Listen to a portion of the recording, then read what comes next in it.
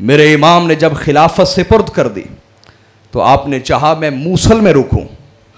جب موصل میں رکے وہاں زہر دیا گیا. اس پہ تفصیل ہے بہت زیادہ, میں بس اشارہ دے کے گزر رہا ہوں. موصل میں 3 مرتبہ آپ کو زہر دیا گیا, لیکن اللہ تعالیٰ کو آپ کی جان اور آپ کی زندگی اور بڑھانا تھی. 3 دفعہ زندگی بچ گئی. آپ موصل سے مدینہ آ گئے کہ شاید میرے نانا کا شہر ہے, مجھے یہاں ہی کوئی سکون لینے دے گا. اوئے ہوئے ہوئے ہوئے میرے بھائیوں, مدینہ میں پھر زہر دیا گیا آپ کو. آپ نے پھر چاہا کہ میں کسی اور علاقے کی طرف نکل جاتا ہوں. جب وہاں پہنچے تو ایک شخص جو بڑا نیک تھا, بڑا نیک, کبھی وہ پہلی صف قضا نہیں کرتا تھا, تکبیر اولیٰ کے ساتھ جماعت کے ساتھ نماز پڑھنے والا تھا, امام کے خطبے بھی سنتا تھا, جماعت کے ساتھ نماز بھی امام کے پیچھے پڑھتا تھا. ایک دن آپ بازار میں بیٹھے ہوئے, لوگوں کا ہجوم لگا ہے, زیارت مصطفیٰ ہو رہی ہے, تو اس نے کہا کہاں ہے نواس رسول, میں ان کی زیارت کرنا چاہتا ہوں. لوگوں نے جگہ دی. آپ نے اٹھ کے اسے گلے سے لگایا.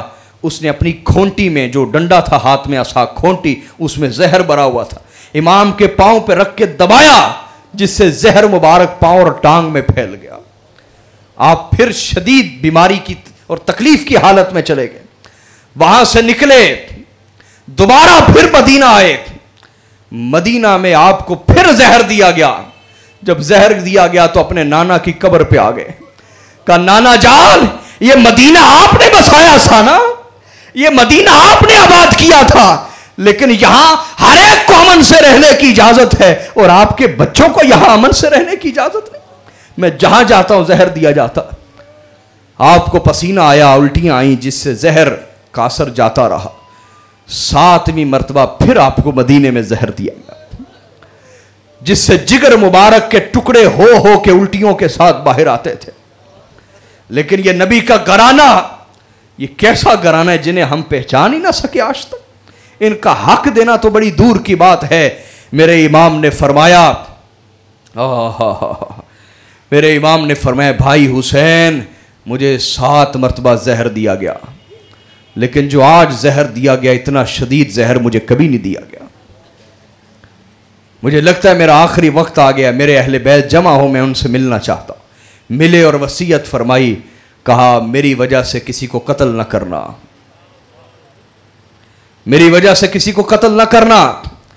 اگر وہی ہے جس کے بارے میں سوچ رہا ہوں تو اللہ اس کی پکڑ کرے گا, اگر وہ نہیں ہے تو کسی نہ حق کی جان نہ جائے.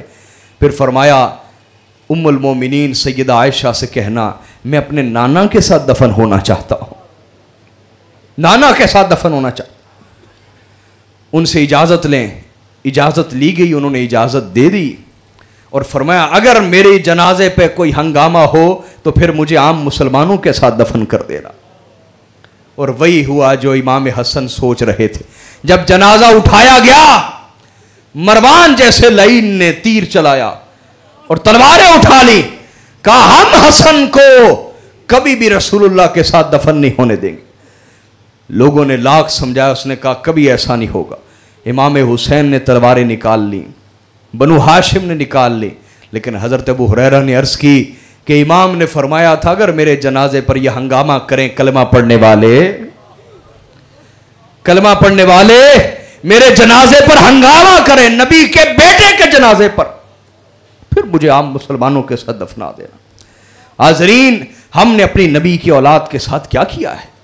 ہمیں اپنی گریبانوں میں جھانکنا چاہیے اور کم از کم اپنے دور کی کربلا تو ٹھیک کریں. آپ کی کربلا آپ کا دور ہے, اپنے دور میں تو سیدوں سے وفا کرو, اپنے دور میں تو نبی کی اولاد کو نہ ستاؤ, کم از کم اپنے دور میں وفا کرو.